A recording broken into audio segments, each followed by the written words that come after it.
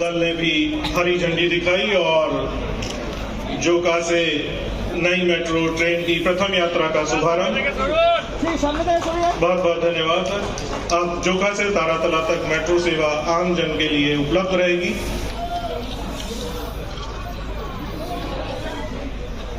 इस प्रदूषण मुक्त, सुविधाजनक और आरामदायक यात्रा की मधुर सौगात से कोलकाता के सभी निवासी काफी लाभान्वित होंगे।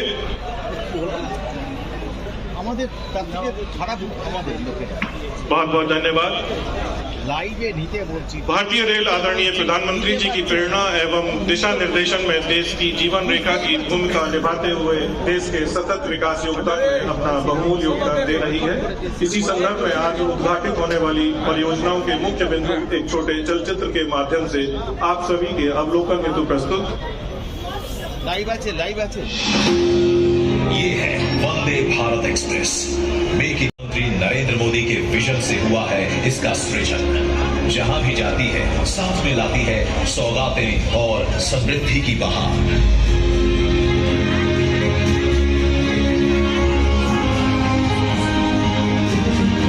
वंदे भारत ट्रेन को लॉन्च कर रहे हैं प्रधानमंत्री नरेंद्र मोदी। गति, सुरक्षा और सेवा के ध्येय के साथ निर्मित वंदे भारत एक्सप्रेस नए भारत के तेजी से बदलते रेलवे का नया चेहरा है। पश्चिम बंगाल का ये नया हमसफर यात्रियों को यात्रा का एक नया और अद्भुत अनुभव प्रदान करेगा, क्योंकि ये ट्रेन जीपीएस आधारित ऑडियो विजुअल यात्री सूचना सिस्टम, ऑनबोर्ड वाईफाई, दिव्यांगों के लिए सुविधाजनक कोच और कवच सुरक्षा सिस्टम जैसी सुविधाओं से सुसज्जित है। हावड़ा से न्यू जलपाईगुड़ी तक के सफर को आधुनिक, आरामदायक, विश्व स्तरीय सुविधाओं से लैस बनाएगी वंदे भारत एक्सप्रेस। लगभग 11 घंटे के सफर को हावड़ा का सफर जो सड़क से 30 से 40 मिनट में पूरा होता है, अब मेट्रो से 15 मिनट में पूरा होगा और इसका फायदा प्रतिदिन सफर करने वाले 25 से 30 हजार लोगों को मिलेगा। New Jalpaiguri station redevelopment project का भी आज शिलान्यास हो रहा है। जून 2025 तक ये स्टेशन विश्व स्तरीय सुविधाओं से युक्त पूर्वोत्तर का पहला अंतरराष्ट्रीय ट्रेन टर्मिनल बनेगा। इस हेरिटेज टर्मिनल को अगले 45 सालों तक रेल ट्रैफिक सुगम बनाने के बढ़ेगी यात्रियों की संख्या, मिलेगा छोटे व्यापारियों और क्षेत्रीय लोगों को लाभ। 25.41 किलोमीटर लंबी डानकुनी चंदनपुर 4th लाइन जो बढ़ाएगी यात्रियों की सुविधा, छोटे व्यापारियों और श्रमिक वर्ग को होगा लाभ। निम्नता new Farakka double line track जिससे हावड़ा और गुवाहाटी के बीच सफर में लगेगा कम समय, और अंबारी फालाकाता न्यू मैनागुड़ी गुवानीहाट डबलिंग प्रोजेक्ट जिससे कूच बिहार और जलपाईगुड़ी क्षेत्र के विकास के खुलेंगे द्वार। यात्रा का समय घटेगा और क्षेत्रीय व्यापार बढ़ेगा। प्रधानमंत्री नरेंद्र मोदी के नेतृत्व में आजादी के बाद पहली बार भारतीय रेल की क्षमता को इतने बड़े स्तर पर इस्तेमाल किया जा रहा है।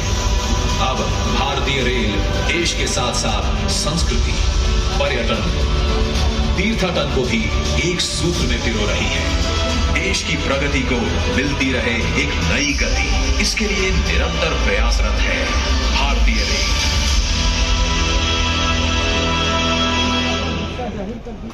हमारे परम आदरणीय माननीय प्रधानमंत्री जी द्वारा देश के विकास की दिशा में जो नित्य नवीन पराकाष्ठा निर्मित की जा रही है, उसी दिशा में एक मील के पत्थर है आज के लोकार्पण और शुभारंभ किए जाने वाले परियोजनाएं। इस श्रृंखला में सबसे पहले आदरणीय प्रधानमंत्री महोदय से सादर निवेदन करता हूं पूर्वोत्तर सीमांत रेलवे के न्यू जलपाईगुड़ी स्टेशन के पुनर्विकास परियोजना का वीडियो लिंक द्वारा शिलान्यास कर पूर्वोत्तर क्षेत्र की विकास यात्रा को आगे बढ़ाएं।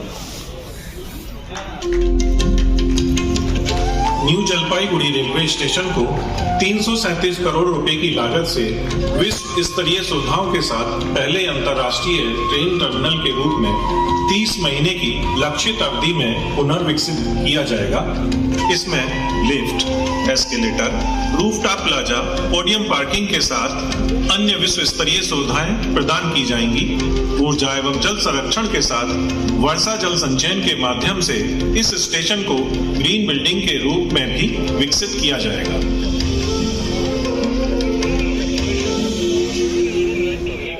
आदरणीय प्रधानमंत्री जी से रिमोट द्वारा जोका तारातला मेट्रो खंड का लोकार्पण करने का सादर अनुरोध।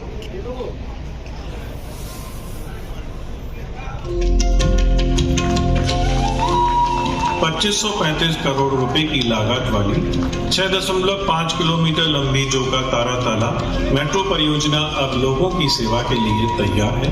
यह बहुत गर्व का विषय है कि कोलकाता में मेट्रो नेटवर्क की स्थापना के बाद से किसी एक वर्ष में मेट्रो रेलवे नेटवर्क में सबसे अधिकतम विस्तार 14.23 किलोमीटर का विस्तार वर्तमान वर्ष में हासिल किया गया। इस मधुर सौगात से कोलकाता और आसपास के क्षेत्र के निवासी बहुत लाभान्वित होंगे। बेंची शक्तिगढ़ तीसरी लाइन परियोजना एक महत्वपूर्ण सुपर क्रिटिकल परियोजना है, जिसे पूर्व रेलवे द्वारा रिकॉर्ड समय में सफलतापूर्वक पूरा किया गया। इस परियोजना से हावड़ा मंडल में मेल एक्सप्रेस और उपनगरीय ट्रेनों की यात्रियों के साथ स्थानीय व्यवसायियों को लाभ पहुंचेगा। इस परियोजना के दौरान लगभग 20 लाख मानव दिवसों का भी प्रत्यक्ष रोजगार सृजित हुआ। अब मैं आदरणीय प्रधानमंत्री जी से दानकुनी चंदनपुर के बीच चौथी रेलवे लाइन का रिमोट द्वारा राष्ट्र की सेवा में समर्पित करने का सादर अनुरोध करता हूं।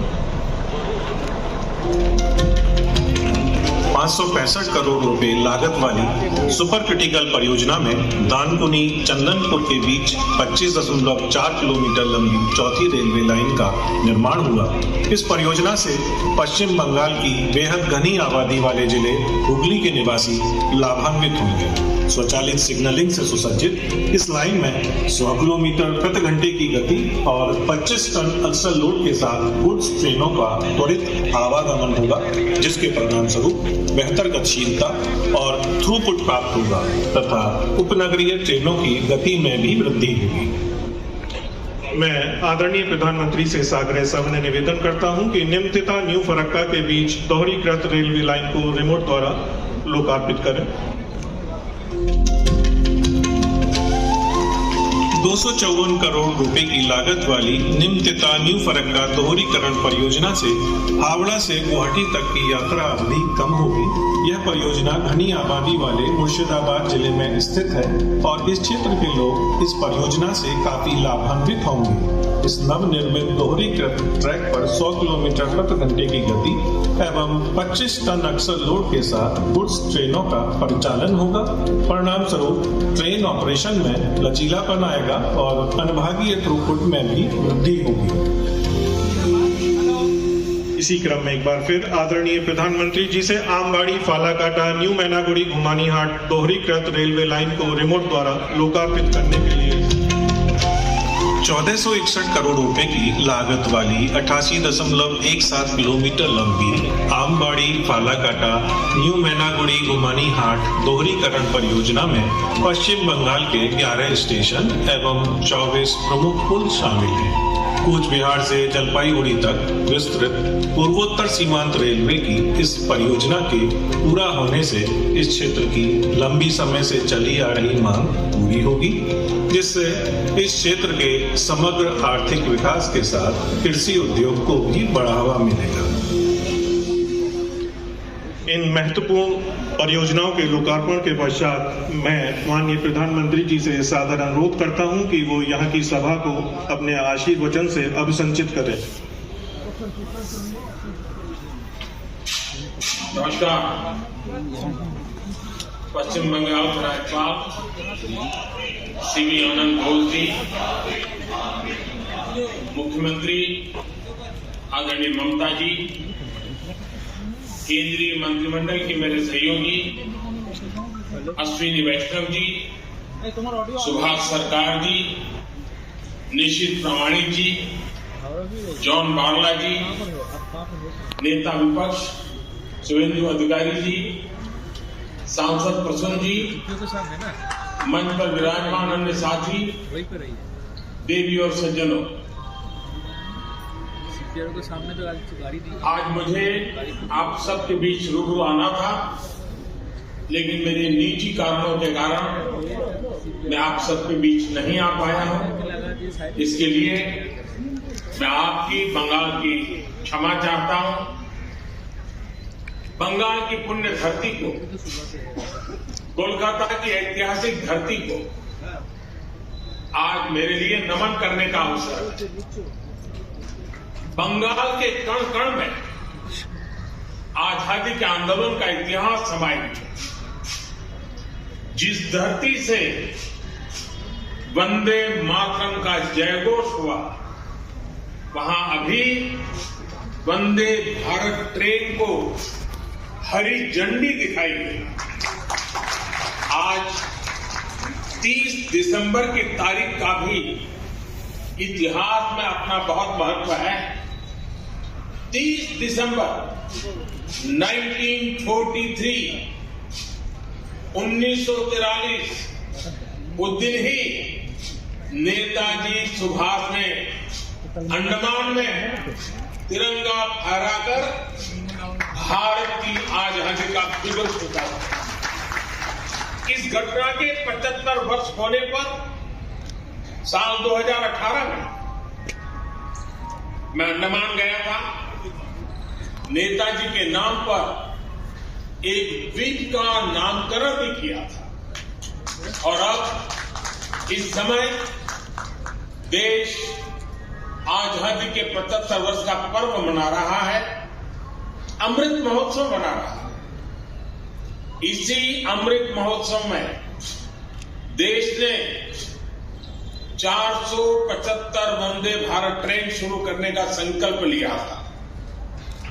आज इसी में से एक हावड़ा न्यू जलपाईगुड़ी वंदे भारत ट्रेन यहां कोलकाता से शुरू हुई।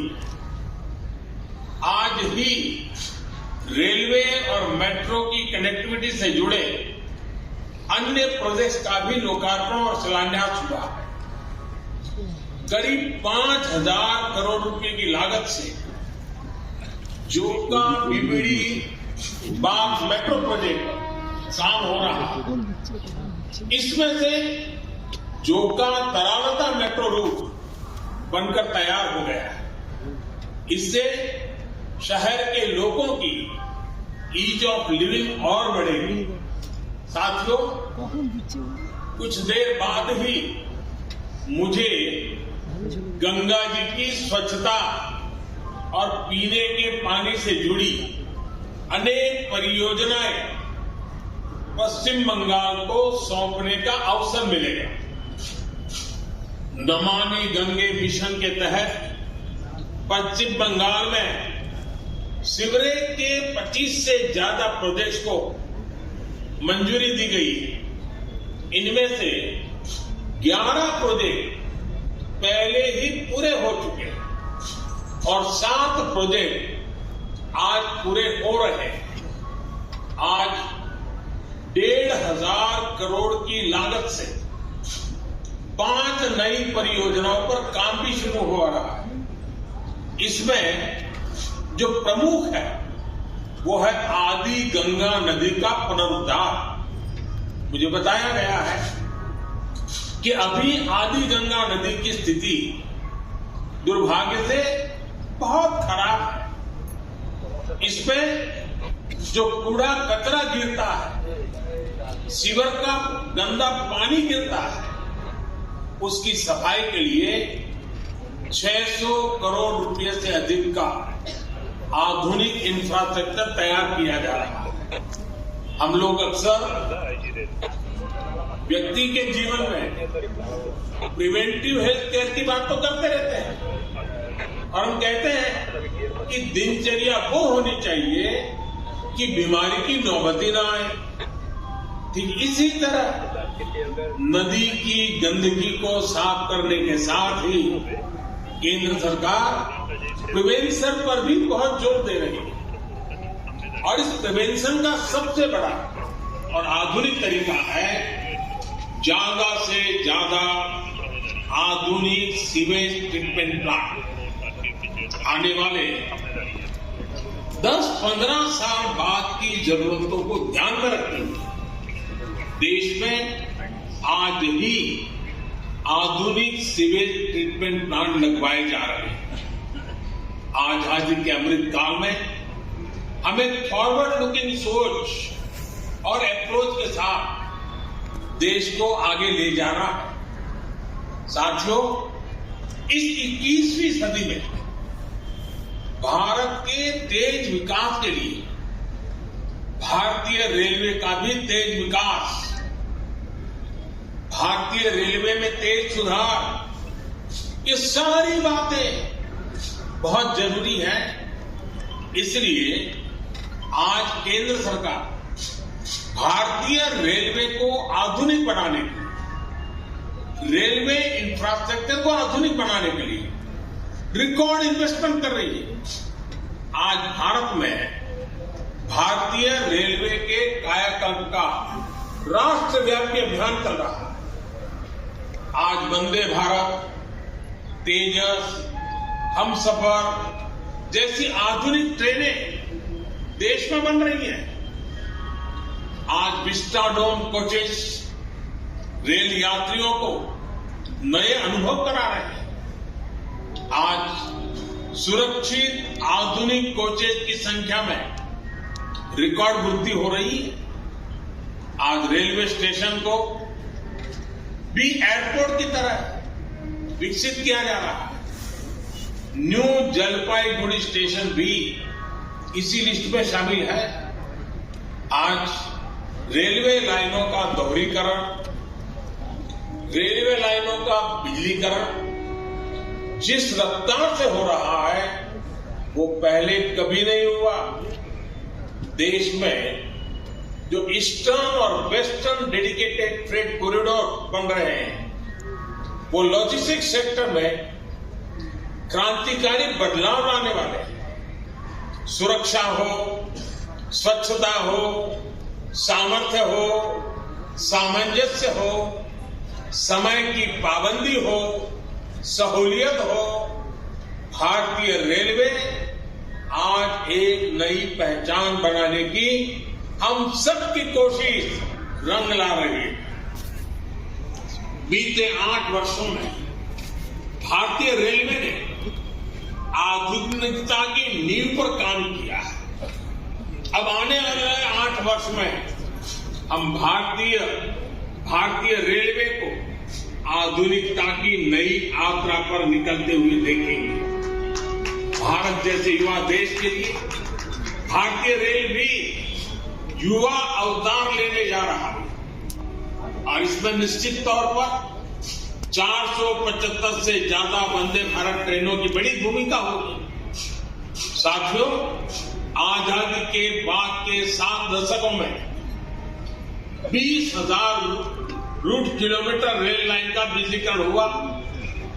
वही 2014 में हमारी सरकार बनने के बाद बीते 7-8 वर्षों में 32,000 रूट किलोमीटर से ज्यादा रेल लाइन का बिजलीकरण हो चुका है। ये है देश के काम करने की रफ्तार, रेलवे के आधुनिकीकरण की रफ्तार। और इस रफ्तार को तेज करने के लिए अब भारत में दुनिया के सबसे शक्तिशाली बिजली के रेल इंजनों का भी तेजी से निर्माण हो रहा है। साथियों, आज के भारत की स्पीड और स्केल का एक और प्रमाण हमारा मेट्रो रेल सिस्टम है। कोलकाता के लोग जानते हैं कि दशकों से मेट्रो रेल पब्लिक ट्रांसपोर्ट का कितना बेहतरीन माध्यम रही। 2014 से पहले तक देश में कुल मेट्रो नेटवर्क 250 किलोमीटर से भी कम था और इसमें भी सबसे बड़ी हिस्सेदारी दिल्ली एनसीआर की थी। केंद्र सरकार ने इस स्थिति को भी बदलता हुआ है और उसको बदलने का पूरा प्रयास किया है और बहुत तेजी से बदला। बीते 8 वर्षों में हमने मेट्रो का 2 दर्जन से अधिक शहरों तक विस्तार किया है। आज देश के अलग अलग शहरों में लगभग 800 किलोमीटर ट्रैक पर मेट्रो चल रही है। 1000 किलोमीटर के नए मेट्रो रूट पर तेजी से काम चल रहा है। जोका, बीबीडी, बाग परियोजना इसी संकल्प का हिस्सा है। साथियों, पिछली सदी के भारत की दो और बड़ी चुनौतियां रही हैं, जिन्होंने देश के विकास पर बहुत नकारात्मक असर डाला है। एक चुनौती रही इंफ्रास्ट्रक्चर के कार्यों में विभिन्न एजेंसियों में तालमेल की कमी, और दूसरी चुनौती रही ट्रांसपोर्ट के विभिन्न साधनों में भी आपसी तालमेल का जीरो होना। इसका नतीजा ये हुआ कि सरकार के एक विभाग को पता ही नहीं होता था कि दूसरा विभाग कहां नया काम शुरू करने वाला है। इसका खामियाजा देश के ईमानदार टैक्स पेयर को उठाना पड़ता था। देश का ईमानदार टैक्स पेयर हमेशा से सरकारी पैसे की बर्बादी से, परियोजनाओं में देरी से, भ्रष्टाचार से नफरत करता है। जब वो देखता है कि उसकी गाड़ी कमाई से दिए हुए टैक्स से गरीब का नहीं बल्कि किसी भ्रष्टाचारी का भला हो रहा, तो उसका खिन्न होना स्वाभाविक है। पैसे की इसी बर्बादी को रोकने के लिए विभागों में, सरकारों में तालमेल को बढ़ाने के लिए पीएम गति शक्ति नेशनल मास्टर प्लान लागू किया गया है। अब चाहे विभिन्न राज्य सरकारें हो, अलग अलग सरकारी विभाग हो, कंस्ट्रक्शन से जुड़ी एजेंसियां हो या इंडस्ट्री के लोग हो, सब एक ही प्लेटफॉर्म पर आ रहे हैं। पीएम गति शक्ति देश में ट्रांसपोर्ट के अलग अलग माध्यमों को जोड़ने, मल्टी मॉडल कनेक्टिविटी के काम को भी गति दे रहा है। आज देश में रिकॉर्ड तेजी से हाईवे बन रहे हैं, एयरपोर्ट बन रहे हैं, वाटरवे बन रहे हैं, नए पोर्ट बन रहे हैं, और इसमें भी सबसे बड़ी बात यह है कि इन्हें अब इस तरह तैयार किया जा रहा है कि ट्रांसपोर्ट का एक माध्यम ट्रांसपोर्ट के दूसरे माध्यम को सपोर्ट करे। यानी हाईवे बेहतर तरीके से रेलवे स्टेशनों से कनेक्ट हो, रेलवे स्टेशन एयरपोर्ट से कनेक्टिविटी हो, लोगों को ट्रांसपोर्टेशन के दौरान सीमलेस कनेक्टिविटी भी मिले। साथियों, 21वीं सदी में तेजी से आगे बढ़ने के लिए हमें देश के सामर्थ्य का सही इस्तेमाल करना होगा। मैं देश के लोगों को वाटरवेज का उदाहरण भी देना चाहता हूं। एक समय था जब भारत में व्यापार, कारोबार और टूरिज्म के लिए वाटरवेज का बड़े पैमाने पर इस्तेमाल होता था।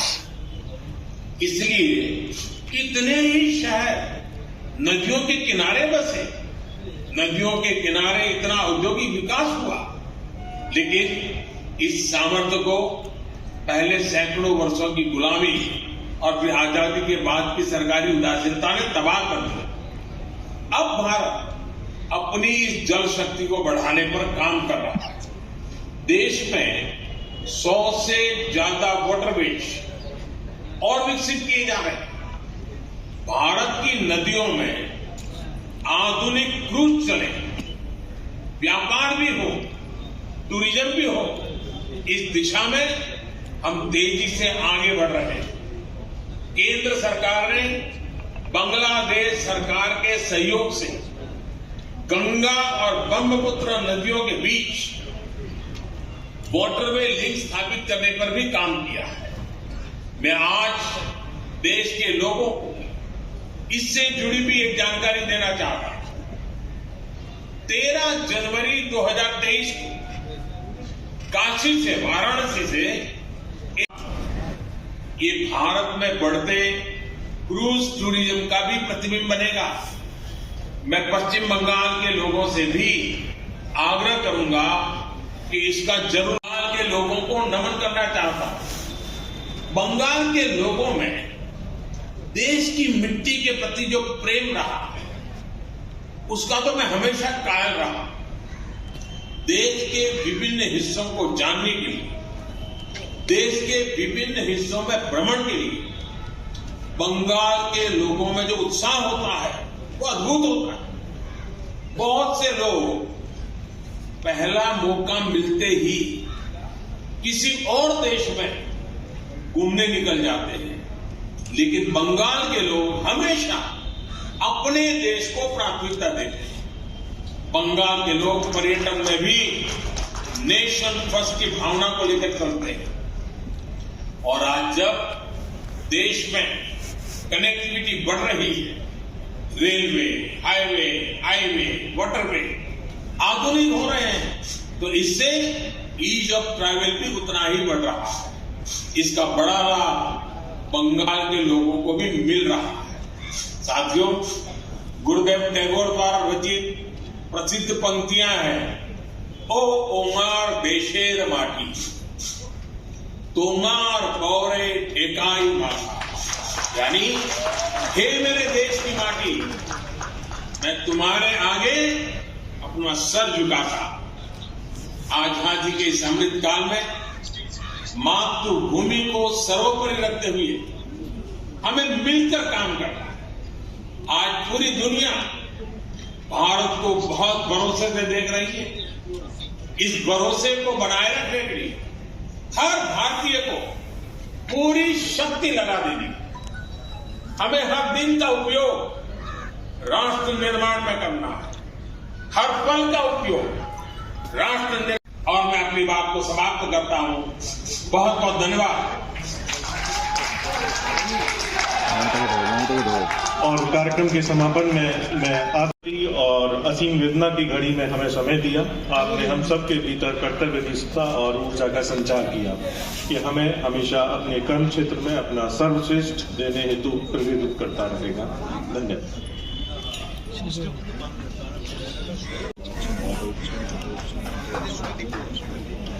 और इसी के साथ आज का ये लोकार्पण और शुभारंभ समारोह यहीं समाप्त होता है। सभी अतिथियों को विशेष रूप से धन्यवाद। सभी विशिष्ट अतिथियों को धन्यवाद। अतिथि यहाँ आए थे, इस समारोह में सम्मिलित हुए, उनको भी विशेष रूप से धन्यवाद।